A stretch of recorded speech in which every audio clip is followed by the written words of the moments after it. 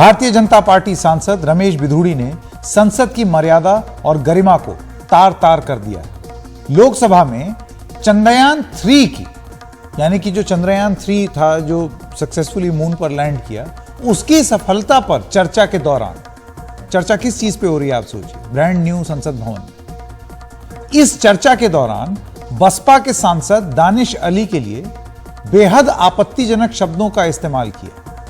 रमेश बिधूड़ी ने इतनी घटिया टिप्पणी की, इतने निम्न स्तर की टिप्पणी की, इसके चलते उन्हें संसद की कार्रवाई से हटा दिया गया। इस पूरी प्रक्रिया को कहा जाता है एक्सपंज करना, यानी कि जो उन्होंने बयान दिए हैं उन बयानों को संसद की कार्रवाई से हटा दिया गया। विपक्ष के नेताओं ने तो रमेश बिधूड़ी को घेरा ही है। भारतीय जनता पार्टी ने भी सुना है एक नोटिस जारी कर दिया। रक्षा मंत्री राजनाथ सिंह ने भी सदन में इस घटना को लेकर खेद जताया। लोकसभा में रमेश बिधूड़ी की बेहद आपत्तिजनक टिप्पणी जो है वो बसपा सांसद दानिश अली को कहे हुए अपशब्द है, उसकी वजह से अब रमेश बिधूड़ी जो है उनको कारण बताओ नोटिस जारी किया गया है, जैसे कि अभी थोड़ी देर पहले हम आपको बता रहे थे। बीजेपी ने उनको 15 दिन के अंदर जवाब देने के लिए कहा है और नोटिस में यह पूछा गया है कि असंसदीय भाषा के इस्तेमाल पर क्यों ना उनके खिलाफ कार्रवाई की जाए। सूत्रों के मुताबिक लोकसभा स्पीकर ने इस मामले को गंभीरता से लिया है, ऐसा बताया जा रहा है। उन्होंने कहा है कि भविष्य में फिर ऐसी घटना हुई तो गंभीर कार्रवाई की जाएगी। यानी कि ये जो जानकारी हमें मिल रही है इसमें आप ये समझ लीजिए कि इस बार तो उनको रियायत मिली गई लोकसभा से कि अगली बार अगर किया तो फिर माफ नहीं करेंगे। पार्टी ने 15 दिन का समय दे दिया है। रमेश बिधूड़ी ने बसपा सांसद दानिश अली के लिए जो अपशब्द कहे उससे वे बुरी तरीके से आहत हुए हैं। मैं दानिश अली की बात कर रहा हूं। एनडीटीवी से बात करते हुए वो भावुक हो गए। उन्होंने कहा कि मैं रात भर सो नहीं पाया, मेरे दिमाग की नस फट रही थी, मानसिक स्थिति भी ठीक नहीं है। उन्होंने कहा कि मैं ऐसे सदन में रहकर क्या करूं जहां मेरा सम्मान नहीं। साथ ही उन्होंने कहा कि उम्मीद है मेरे साथ न्याय होगा, ऐसा नहीं होता है तो भरे मन से संसद छोड़ने पर विचार करूंगा। दानिश अली से हमारे सहयोगी सौरभ शुक्ला ने बात की। दानिश जी, उस बात को छोड़ते हैं, बहुत मुश्किल है आपके लिए एक लोकसभा सांसद के साथ ये सारी चीज़ें होना। अब आप ओम बिरला जी के पास गए, आपने उनसे कागज़ पे प्रिविलेज का नोटिस दिया है, क्या कहा आपने उनसे?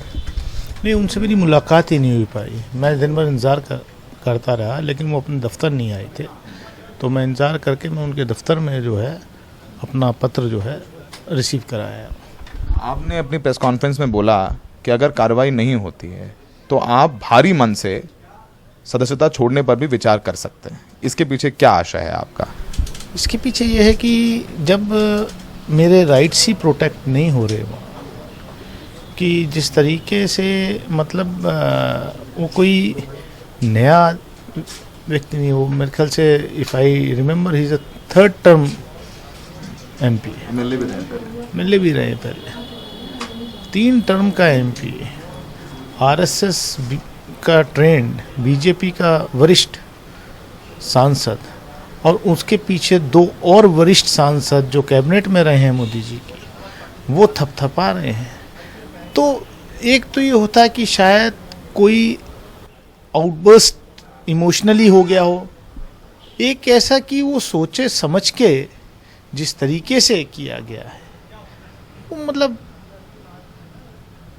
मैं तो अभी भी उस शौक से बाहर नहीं निकल रहा हूं कि ये वो क्या रहा है इस देश में। आखिरी सवाल आपसे, ओम बिरला साहब ने चेतावनी दी है, 15 दिन के नोटिस दिया है, उनको बोला है कि आप इस पर अपना जवाब दीजिए जो कार्रवाई हुई। क्या इस कार्रवाई से आप संतुष्ट हैं? आपकी तरफ से क्या कार्रवाई चाहते हैं? क्योंकि क्रिमिनल केस तो हो नहीं सकता क्योंकि हाउस के अंदर हुआ है जितना मैं समझता हूं। आप अपनी तरफ से क्या कार्रवाई चाहते हैं सीधे शब्दों में?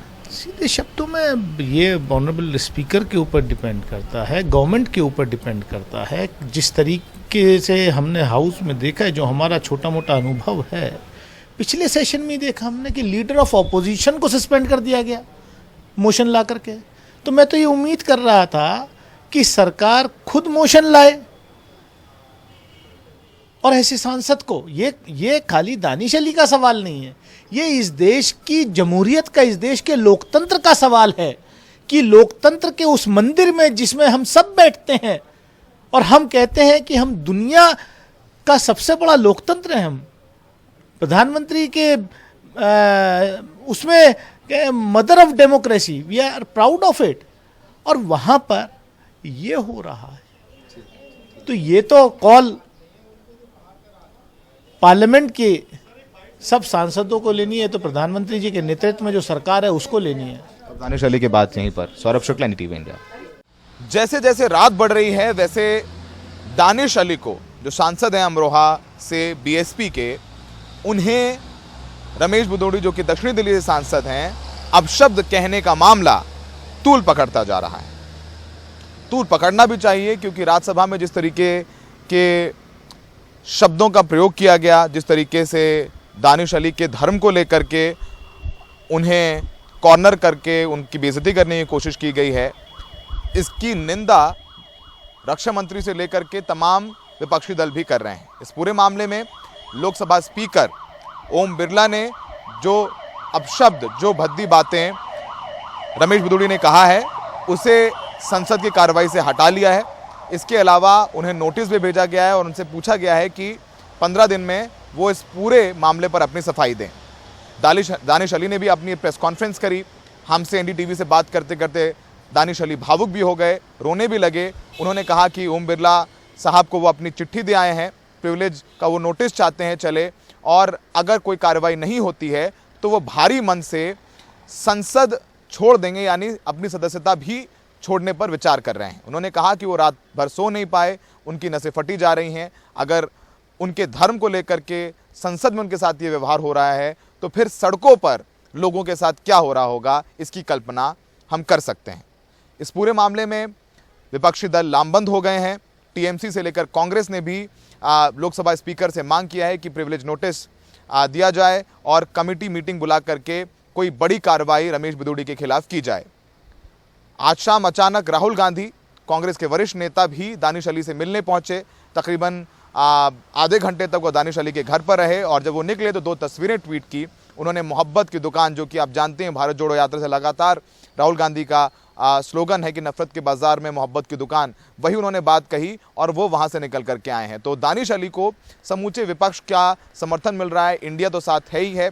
वहाँ दूसरी तरफ BJP से भी इस पूरे मामले पर रक्षा मंत्री ने भी कल अफसोस जताया था, और भी तमाम नेता हैं जो दबी जुबान में ही सही, लेकिन रमेश भदौड़ी के इस पूरे जो अपशब्दों की बात है उसके साथ खड़े होते नजर नहीं आ रहे हैं। हर्षवर्धन और रविशंकर प्रसाद, जो कि सांसद हैं और पूर्व मंत्री हैं मोदी कैबिनेट के, वो भी जब रमेश भदौड़ी ये बयान दे रहे थे तो वो बगल में बैठ करके हंस रहे थे।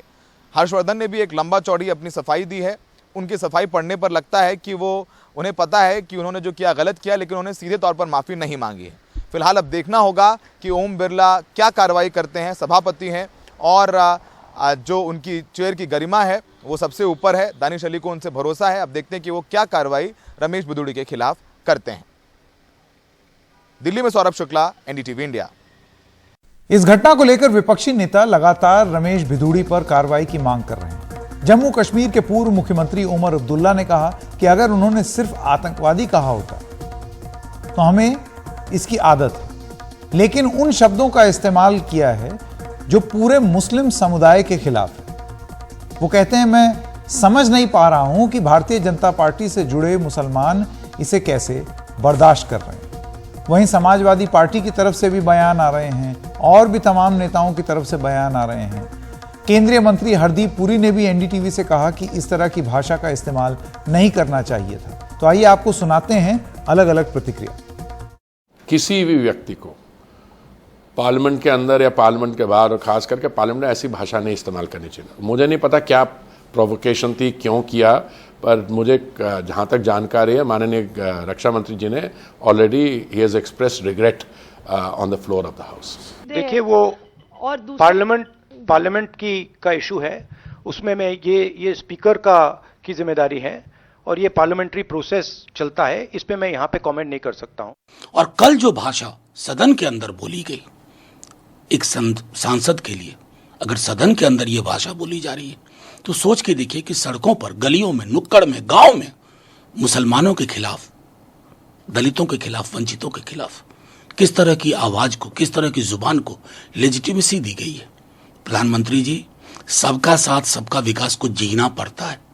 रमेश बिधूरी जी आपके माननीय सांसद हैं और उनके लिए आप एक सख्त शब्द नहीं बोल पाए अभी तक। अगर सिर्फ टेररिस्ट ही कहा होता, उसकी तो हमें आदत है। आप मेरा सोशल मीडिया देखिए तो टेररिस्ट बुलाने में तो ये थकते नहीं हैं, लेकिन उसके साथ जो जो कहा, मैं आपके चैनल को तो लोग देखते हैं, मैं वो अल्फाज यहाँ दोहराना नहीं चाहता हूँ, लेकिन शर्मिंदा भी होता हूँ कि पार्लियामेंट में इस तरह के अल्फाज इस्तेमाल किए गए। नाराज़ भी होता हूँ क्योंकि आखिरकार ये तमाम मुसलमानों के खिलाफ ही अल्फाज इस्तेमाल हुए।